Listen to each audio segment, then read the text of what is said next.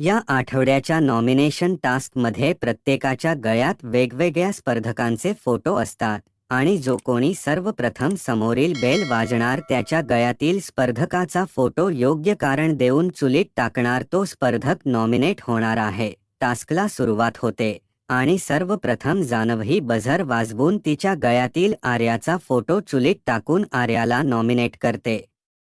तर आर्या तिच्या गळ्यातील एरिनाचा फोटो चुलीत टाकून एरिनाला नॉमिनेट करते।